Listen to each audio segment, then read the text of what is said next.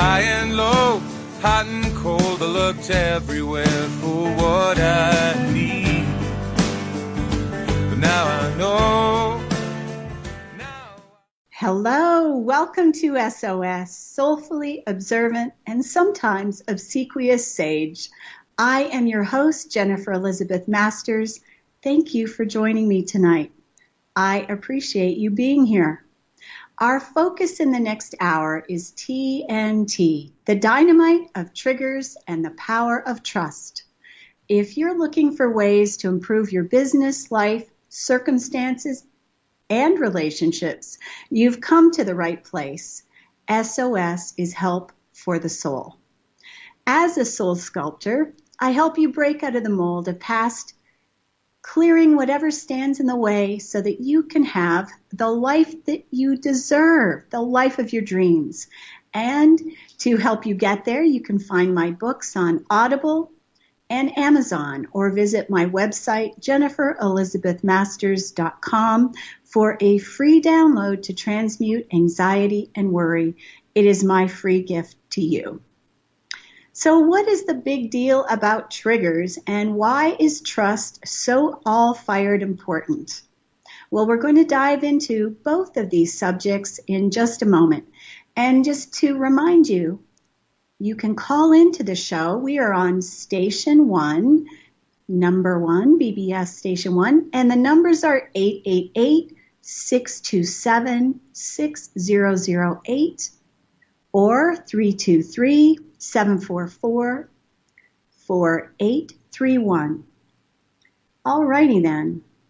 So hopefully you've written those numbers down.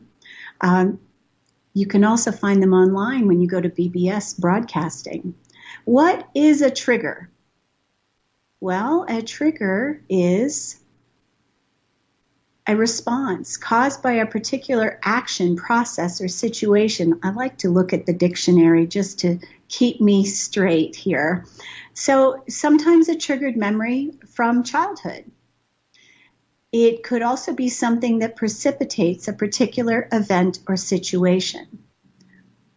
To set off, initiate. Triggered bitter debates, allergens that trigger asthma attacks. Those are triggers. So what we are talking about tonight, though, is a tone, a look, a word, a phrase, action that triggers a feeling inside of us.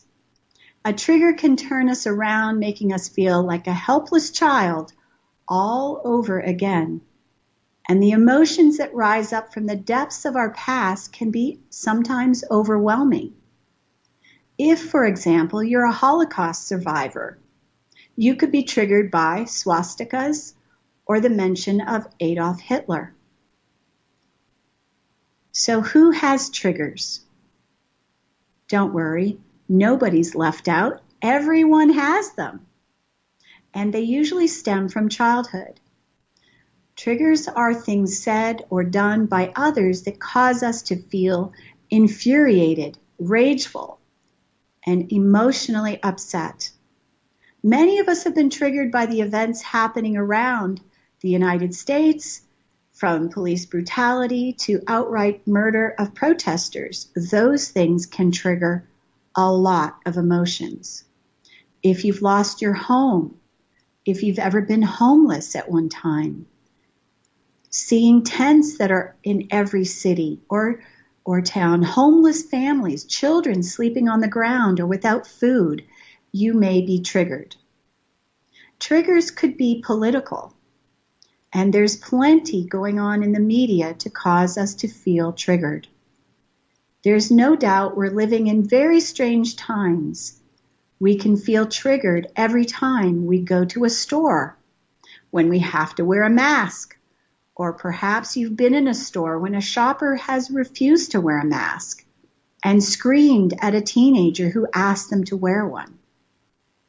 We're more apt to be triggered when we feel pushed to our limits. Many people have been out of work, lost businesses, clients, lost sales, lost family members, or have been unable to visit loved ones because of quarantines and border closings. Teachers are being pushed beyond their limits, having to teach sometimes 3 groups of students at different times because of the rules, quarantine, or social distancing.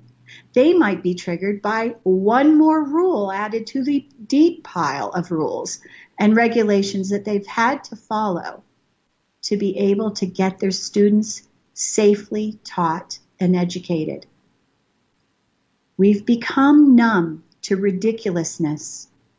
Therefore, the news media has to be even more shocking to get our attention these days, further triggering our emotions. 1 minute we might be focused on forced immunization and what that could mean for our family, and the next we could be worrying about whether our government will be anything close to what we long and dream about.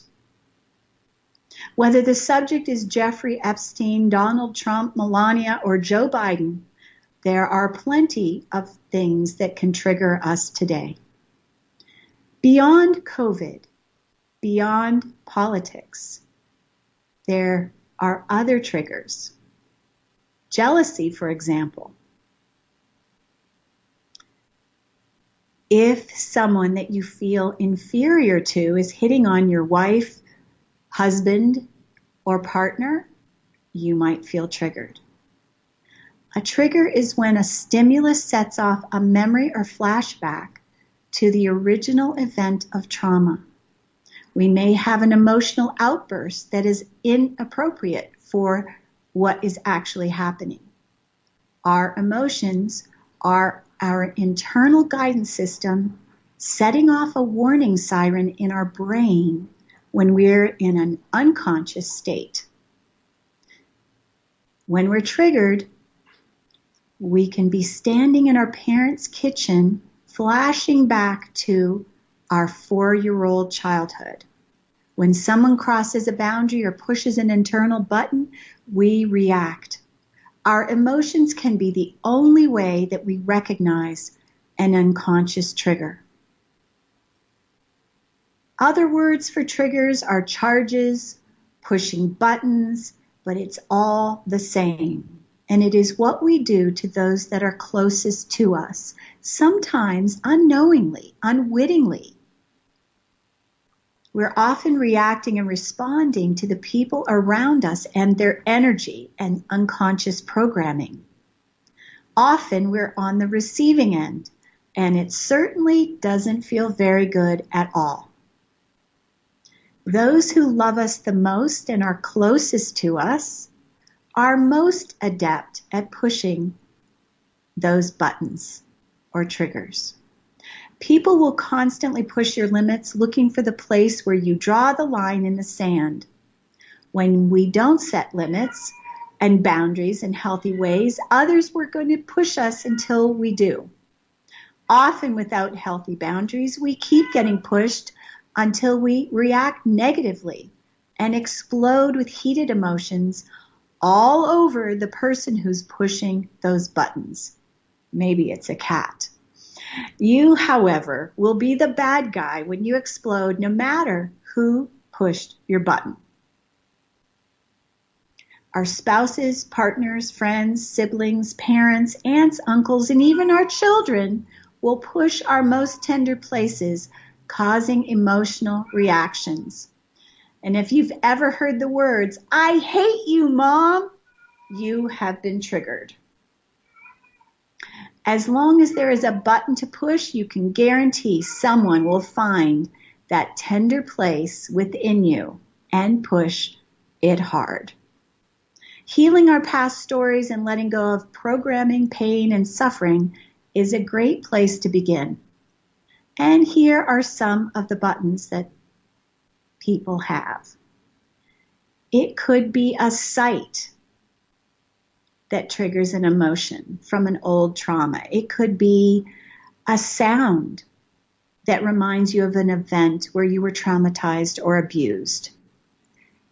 For example, if you've ever been whipped with a belt, hearing the sound of a man taking his belt out of the belt loops in one fell swoop, whoosh, could be enough to trigger you. It could be the sound of a bus, a train, or maybe a song. It could be the smell or scent of a perfume. It could be the scent of a cleansing agent that reminds you of something unpleasant, powerfully traumatic, or caused you panic or deep fear. It could be touch, a particular touch that reminds you of an incident. Our mind connects the invisible dots between sights, sounds, smells, and even facial expressions. In a moment, we're reacting to something from our past when it feels like it is happening in the present. Our unconscious mind never forgets, and all it takes is one of our senses to be triggered to experience the trauma all over again. And today, triggers are everywhere. If you watch the news or use social media, there are headlines and subjects that you see your friends posting about. You wonder what to do or say. You may decide to block people because they trigger such deep emotions. Now that we've explained what triggers are, let's learn what we can do about these explosive experiences so that we don't bite someone's head off or react with explosive anger when we do not mean to. All right, so number one, what's the first thing we could do? Set healthy boundaries. And now if you're insecure, like I used to be, setting healthy boundaries was not easy. When we're so worried what people think of us, we may be hesitant to say no or stop or cut it out or whatever it may be. Setting healthy boundaries may mean blocking family members from your social media pages. I've had to do that with my two of my three brothers. I do my best to keep my family members separate from social media, and instead I call them on the phone. This way, I'm not subjecting them to my beliefs or having them subjected to my business posts. It might be better to phone your friends and family members when you know you have differing political and socioeconomic beliefs. Keep these subjects separate from conversations about the weather and their health.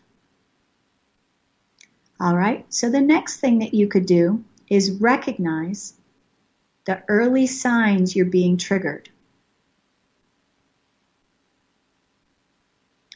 So what does it feel like to be triggered? Well, you may feel guilt, you may feel shame, you may start to feel a flush in your face, you may feel tingly in your skin. Put a stop to the pushing before you explode. Know that you're reacting to something from the past and ask yourself, when have I felt like this before? Was it my mother, my father, my brother, my sister? Was it an abuser? Was it a spouse, babysitter? Where have I felt this feeling before? So asking yourself questions can help you solve this issue from the inside out. Avoiding drugs and alcohol can help you to be more in control of your emotions. Drugs and alcohol can lift inhibition so that you don't control yourself. And if you do react, forgive yourself for the reaction. Forgive the other person for causing your reaction. You know, it's really easy to blame the other person. Have compassion for both of you. And here's the tough one.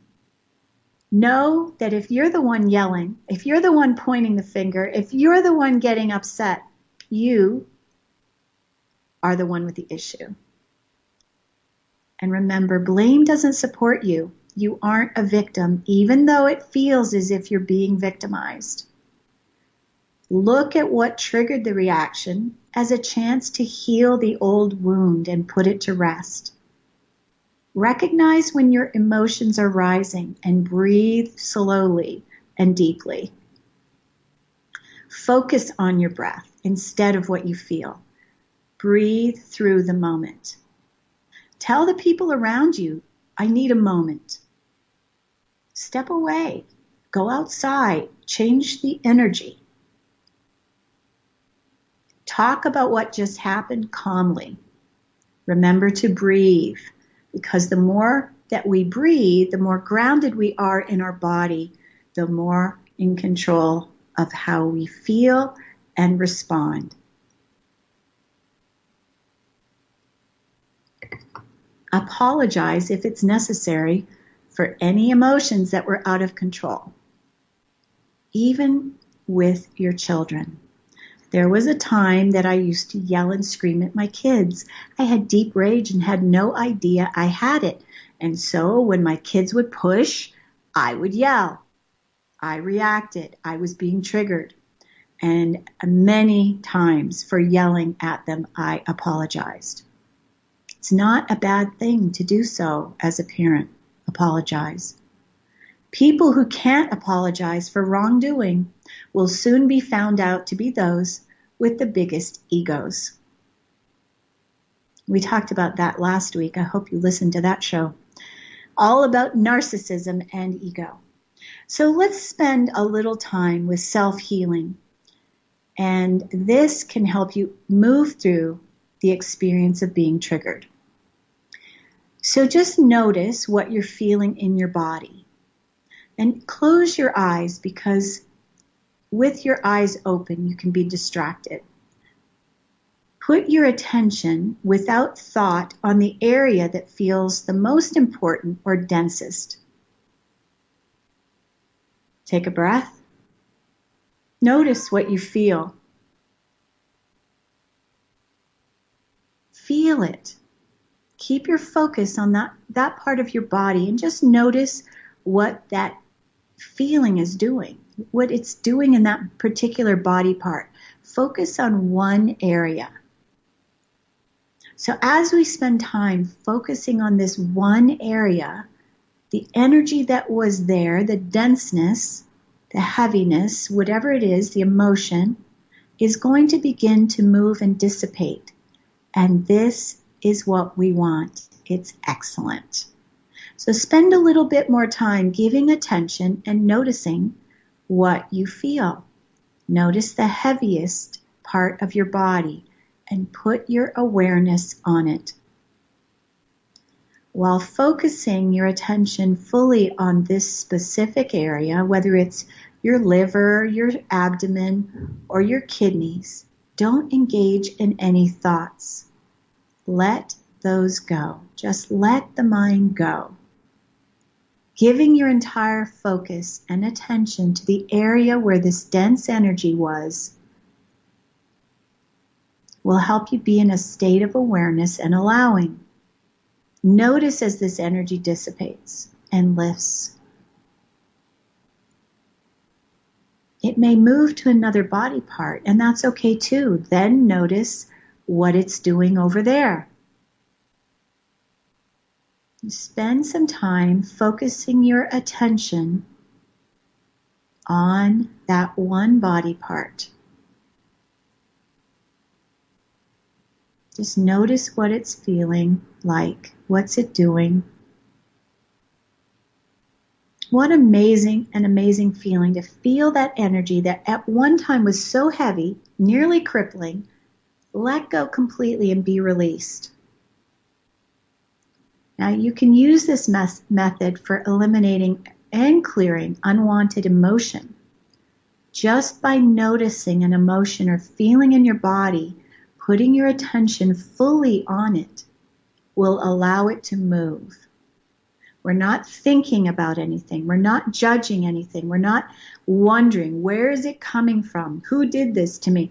None of those things, no thought, just our attention fully on the feeling. Whatever is there will move as our attention is placed completely on it, allowing it to be released, which is what we want.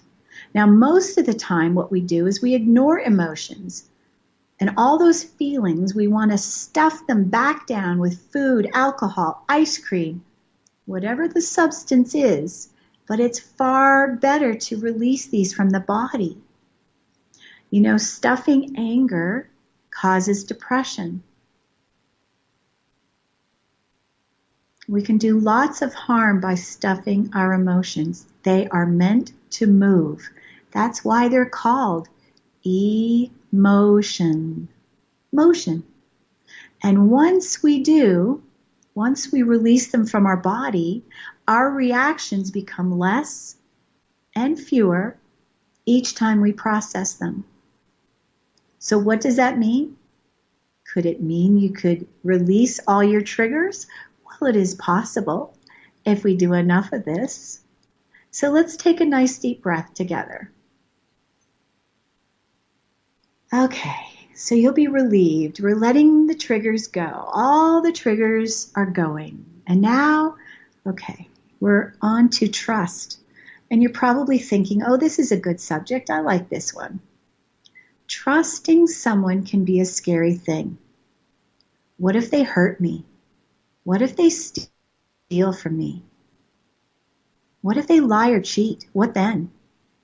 A lack of trust can clarify our own fears. Trust, however, cannot happen unless we have it for ourselves. When we trust ourselves, we are not so afraid to trust others. Well, how can we trust ourselves? Our ability to trust comes from our past experiences. If we've done things in our past that have created shame, we have a tendency not to trust. Perhaps we picked partners that did not make us happy or didn't live up to our expectations. Our past experiences govern our ability to trust. And the way we view our past and our inability to trust ourselves has an impact on ourselves today, right now, in this moment.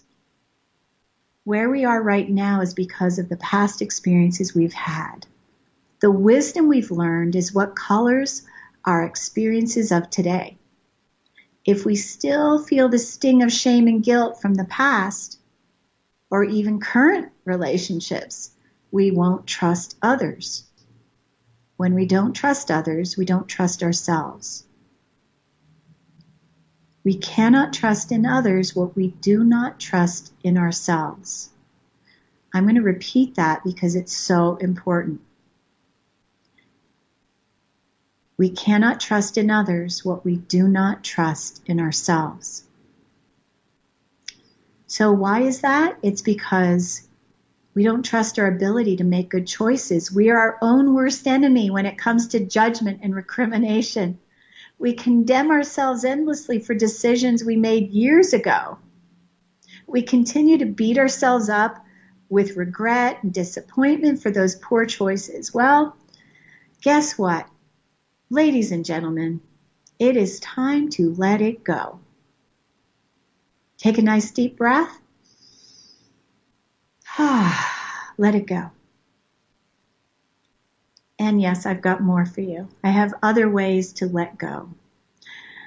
There comes a time that we have to forgive ourselves for what we have done. We can't continue to beat ourselves up without having health issues. We've learned something precious and valuable from our past experiences. There's no right or wrong. There's no mistake. It just is. Maybe that challenging marriage that we just got out of was a valuable teaching tool that was for our own awakening. Maybe the most difficult relationships that we have are the best things for us to get us to get out of our own way, for us to really love ourselves completely. They're just lessons. Self-recrimination and judgment of the self accounts for so much of our low, I can't even say the word, our low self-esteem. We have to stop condemning ourselves now, right now. Make the agreement with yourself right now. I'm going to wait. Get a piece of paper a notebook, a pen. Don't put this off. Don't tell yourself, oh, I'll do it later. You won't. You won't come back to it. Make the commitment today to be kinder and more loving to you. So get that piece of paper, that notebook, that journal. It doesn't have to be fancy. Cereal box, whatever it is. Magazine. All right, so here's what you're going to do. Write the word I and then your name. So I will be Jennifer Elizabeth Masters. Commit to myself. And I'm going to say some funny words and you're going to go, what is that? I am that I am that I am. And what you're doing is you're connecting with your divinity. And you could put in brackets, my divine self. I commit to my divine self. That I will stop beating myself up for not doing better with regard to personal choices, comma, preferences, and decisions. Period. Breathe. And smile. This is a fun thing. It's a great thing to make a commitment to yourself. When was the last time you did? You've probably made commitments to everybody else but you. You deserve this. It's going to help lighten the load that you carry. All right, here we go. You ready? The next sentence, I have done the best I could at the time. This is important because it lets go of regret. Believe me, I hung on to regret for a very long time. When I let it go, when I forgave myself, it was amazing how much better I felt. All right, okay, I've done the best I could at the time with what I knew then. With what I knew then. Period.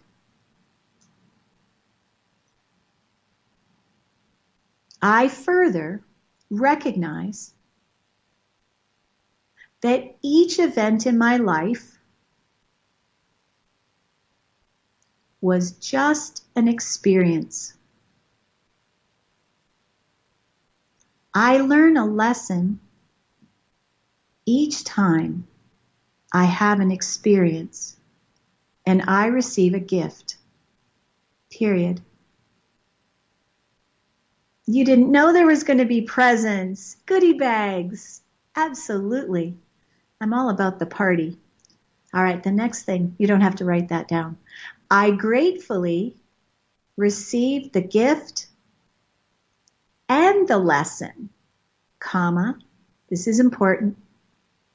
I gratefully received the gift and the lesson, comma, the first time I have the experience so that I don't have to keep repeating the same thing over and over again. So I'll repeat that again. I gratefully received the gift and the lesson, comma, the first time I have the experience so that I don't have to keep repeating the same thing over and over again. Sign and date it today. Well, it's almost the end of August, the 28th, 2020. And then the next sentence, this commitment, this commitment is a covenant between my ego self, and you could put in brackets, lower self,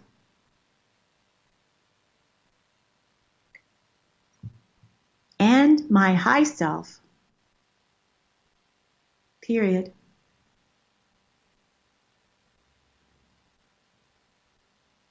Now on the calendar, you want to draw a heart and put a circle around it. So this is like a double commitment, because you're noting on the calendar the date that you made the commitment with your own heart. Excellent. Congratulations.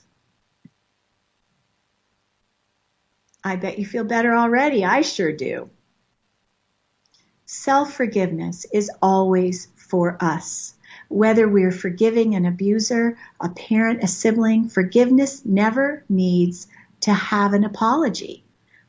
I mean, we might want an apology, but we don't have to have one. Whether it's written or verbal from the perpetrator, we do not need one.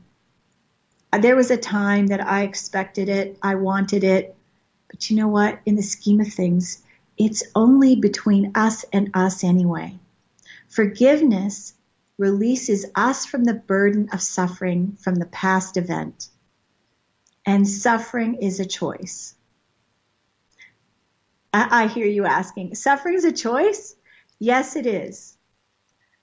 Yes, it is. As a well-practiced sufferer, I can tell you, suffering comes from resisting what is. So what do I mean by what is?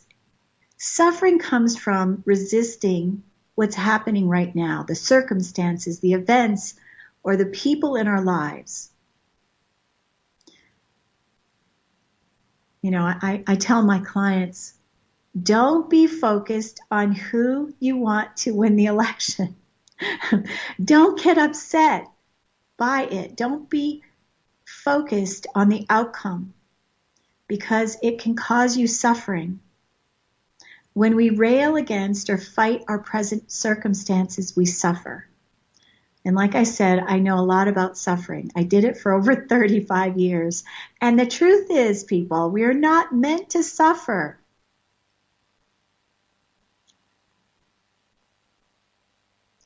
Pain and challenges are inevitable. Suffering is optional. And one of my spiritual teachers used to say that to me. Suffering is optional. So write that down. Suffering is optional. We are meant to learn and move forward with forgiveness. So instead, recognize that you cannot change anybody else but you. What you can do is change you. You can change your perceptions. You can change the way you feel. You can change your thoughts. And when you change, the people around you change miraculously. So I want to just spend a moment here. One of my clients came to me for a challenging codependent marriage, and she did not expect the outcome, and we're not done yet, but we're at probably 6 weeks of coaching. And each week I do an energy clearing while we talk. And so it's quite a pleasant experience. And so I'm doing energy clearings while she's talking, and we talk about many different things. But what's been happening is her relationship with her husband is improving. Her communication is improving. Her reactivity is less. It is amazing when you start doing inner work on yourself, everything else outside of you changes. All right, so let's look at suffering for a moment. How do we stop suffering? Well, I'm going to give you a visual. I love visuals. Think of the Energizer Bunny. He marches along, beating the drum, backing up, running into the wall over and over again, not able to move forward, right? That's what suffering is, repeating the same behavior, trying to make someone else change, hoping their behavior will change, hoping that your love will change them, hoping that you could fix them.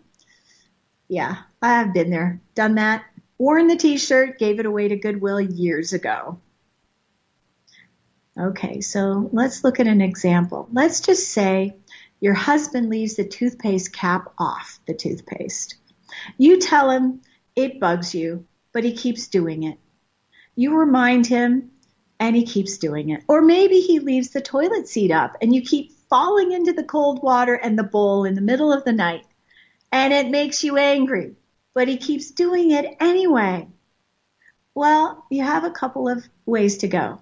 I'm going to give you some suggestions. Put cellophane on top of the bowl, really nice and tight. And the next time he goes to pee, he's going to get splashed. Imagine. He will change his behavior. Or take crazy glue. Glue the toothpaste cap onto the toothpaste and hide another tube for you to use for yourself. Okay, I hope that you've had a good laugh about these, but you'd never do these, right? Wrong. And here's a true story about a woman that I know who knew what her husband was up to and decided to take a different tact. Each year, this couple dressed up as Mr. and Mrs. Claus. They decorated their entire home and backyard for the neighborhood kids and parents. People came from miles around to see them. They became known across the state. They were in the newspaper and on the news. He was a really nice guy, right? Wrong. He was screwing every woman he could get his white-gloved hands on. Mrs. Claus knew she needed to do something to get her philandering husband to change. But what could she do? What could she do? Talking to him wouldn't do it. He was sticking his wick in ink that didn't belong to him. What could she do? What could she do? Mrs. Claus was skillful in the kitchen, skillful with crafting. So she took some crazy glue one night while Mr. Claus was sleeping peacefully, dreaming about sugar plum fairies. She glued his wick to his stomach. And when Mr. Claus awoke with his usual erection, he got a huge and painful surprise. He was glued. He could not pee into the bowl because of the direction his wick was pointing. He was in pain. He had to go to the hospital to have the crazy glue removed. He was embarrassed beyond belief. Mrs. Claus enacted change in her home environment by doing something that would get his attention when his soldier was at attention. Rather than coming unglued, she glued him. We always have choices. Here's your mission. What one thing can you do right now that would create change in your household? Maybe you're not going to be using crazy glue. Just to be on the safe side, write 3 things. Pick the best and most profound to be number 1. What's one thing that you could do right now to create change in your household? Maybe it's setting an intention for the day. Maybe it's to be more loving and positive and kind to you. Maybe it's to be more soft and loving, compassionate for yourself. Your thoughts create. Write down the thoughts that you think over the next 5 minutes that express what is going on in your mind most of the time. I'll give you a couple of suggestions. Possibilities, perhaps. These thoughts that you're thinking could be, I'm not good enough. I am too old. I am not worthy. I'm not lovable. I'm not enough. I'm not deserving. I am far from perfect. So spend a little time writing the thoughts that you think about yourself. Maybe it's just one. Maybe you just don't feel like you're enough.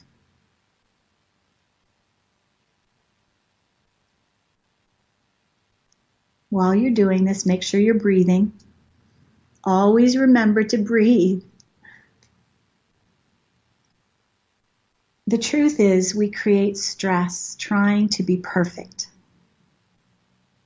Women are notorious for perfectionism. We were trained as children to be good little girls. Perfectionism pushes women to diet, starve themselves, and stress over trying to be perfect.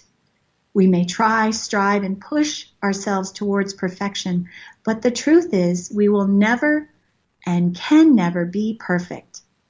By definition, we are imperfect. We're human. Humans have frailties, faults, and foibles. Maybe warts and moles. Maybe a little weight that we don't want. Allowing ourselves to be imperfect is a huge relief. Allow yourself to do the best you can from now on without having to strive for perfection. Striving for perfection sets us up for failure. Breathe. Nice deep breath. What? I can't be perfect? You can be lovely. You can be beautiful. You can be enough, deserving, wonderful, infinite, filled with light. There's always going to be imperfection. You are already good enough. You are already lovable. You are already worthy. So spend 5 minutes forgiving yourself for being so hard on you. So just sit back with your eyes closed and repeat the Ho'oponopono prayer. You don't have to be certified to use this. You can do it. The Kahuna healers in Hawaii have been using this for eons. So take a nice deep breath, and you're thinking of yourself. Always begin with you. I'm sorry. Please forgive me. I love you. Thank you. All right, this time I want you to cross your arms across your chest, your right hand across on your left shoulder, your left hand on your right shoulder, and this time tip your chin down towards your chest. Close your eyes so you're bowing your head. Why? You know, churches for a long time have known bowing our heads quiets the mind. So bow your head, and I'll help you through this one more time. Closing your eyes, thinking of you. I'm sorry. Please forgive me. I love you. Thank you. That was much better than the first time. I think you really connected. Now think of all the ways you've tried to be perfect or have not accepted yourself as you are. So while saying this prayer slowly, thinking of you, be tender-hearted towards you. I am sorry. Please forgive me. I love you. Thank you. You know, energy moves in a circle, and it's either spiraling up or spiraling down, but it also spirals out. So whatever we send out comes back to us. And if you're hard on yourself, harsh with yourself, if you're cruel to yourself, your world will reflect your harshness and toughness back to you. Oh, I'm hearing some light bulbs turning on. Oh, is that what's been going on? If you're stingy, you're going to find people are not generous with you. If you're critical of yourself, others will criticize you also. The more you push, strive, and beat yourself up for not being good enough, the less you will trust yourself. Breathe. Breathe. It's funny that you won't trust yourself fully because you're harsh and hard on you. Instead, begin to think of yourself with a softer focus. Think of how you felt when you held your firstborn child. Or if you don't have children, if you've ever held a newborn, the first time you did, remember how that felt. You know, just think about the baby. Think about the baby crying. So if the baby cries, poops, pees, do you beat the baby up? No, of course not. So when you do the things that you do that you're not happy with, don't beat yourself up for it. Look at yourself with a soft focus. Tell yourself, I did the best I could with what I knew.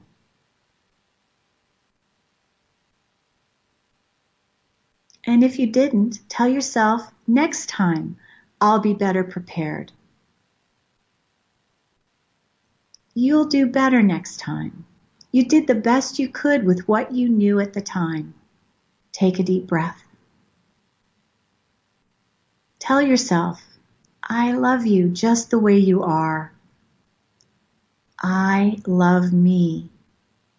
I love me. I love me. Now that phrase, I love me, is a mantra. Mantras are powerful words that we repeat either out loud or silently in the background of our minds. Mantras heal. Mantras calm our minds and therefore heal our bodies. They can be in Sanskrit, English, Spanish, any language at all. Repeating these kind and loving words can change the way our brain works.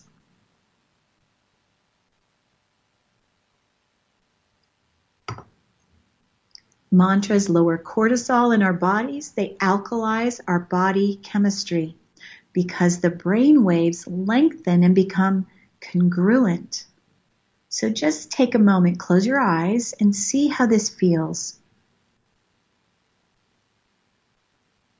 And just repeat these words. I am loved.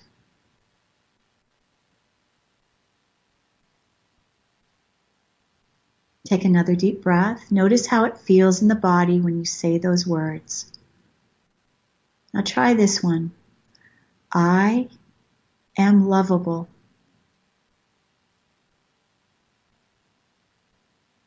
Repeat it silently in the background of your mind. I am lovable. And notice how that feels in your body. And one more time. I love me. So repeat in the background of your mind, replacing the negative chatter with these loving words, and do this for one whole week and see how your life begins to improve. Love begins with us. We can't be open to receive love if we don't even love ourselves. Most of us have blocks to receiving love. We block hugs, kisses, and even love from our animals. We push them away when they want to be loved and hugged. We might block our husbands and children. Try to be more present with your loved ones and yourself this week. I love me. I love me. I love me.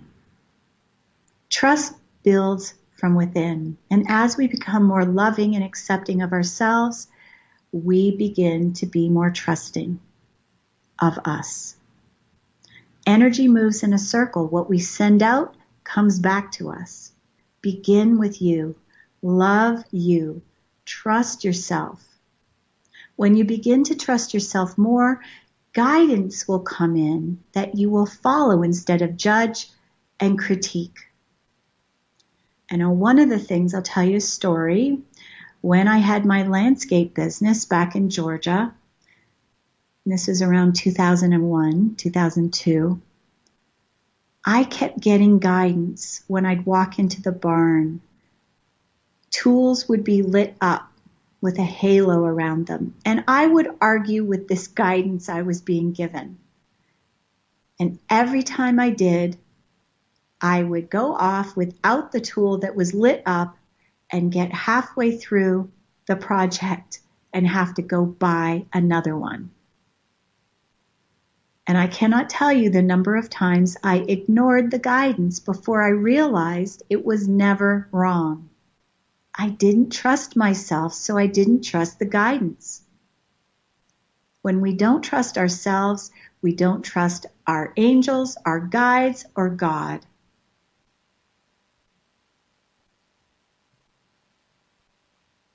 Discernment is something that grows within us as our trust is strengthened.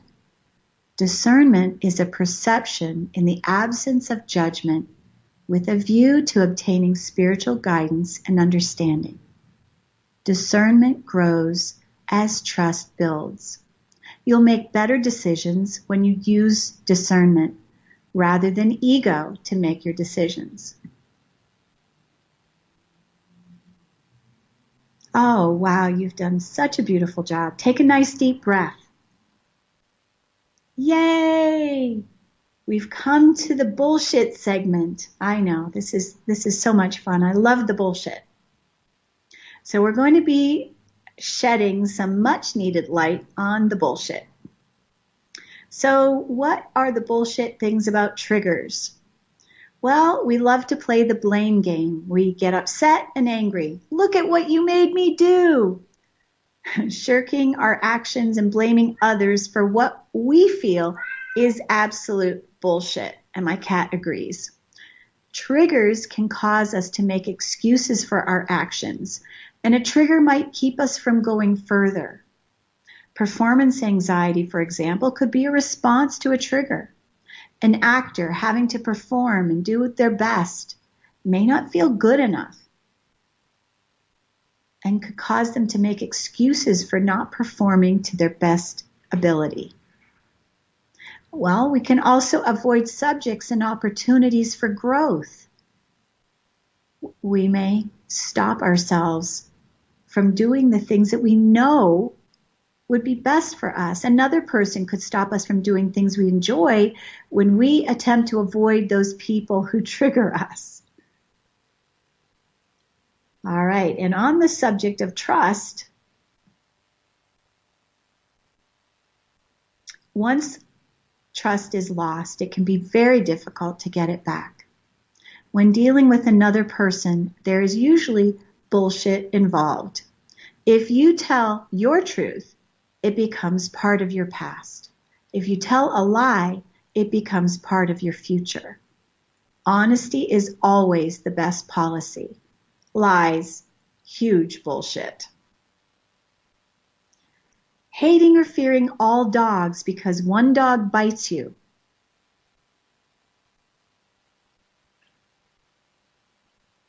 Yep, it's bullshit.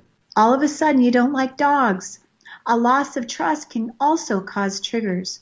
We can have skewed views or reactions even when some are initially life-saving. The biggest bullshit about trust is that we blame the person who cheated but forget our part. If we don't trust ourselves, people will continue to show up to illuminate our issues. It becomes an obstacle of the same problem, an obstacle course repeating itself over and over again. Once we learn to trust ourselves, we have greater optimism and we attract better quality relationships. We also have greater opportunities, experiences, and guess what? Our life improves as we have faith in our decisions.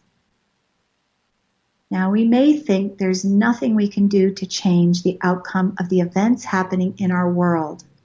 However, entirely bullshit. It's the furthest thing from the truth. As we each raise our own vibration and act from a place of love, we help to resolve the issues on the planet. When we stop hating ourselves, we stop hating our neighbors. When we start loving who we are, we stop seeing others as different. I so appreciate you being here. I love you. Thank you for your time. Sending you a huge hug. Let's get back to loving. I'm going to get back to loving me. Good night. Thanks for listening.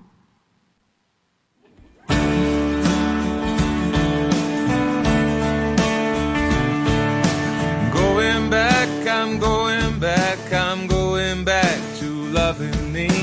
High and low, hot and cold, I looked everywhere for what I need.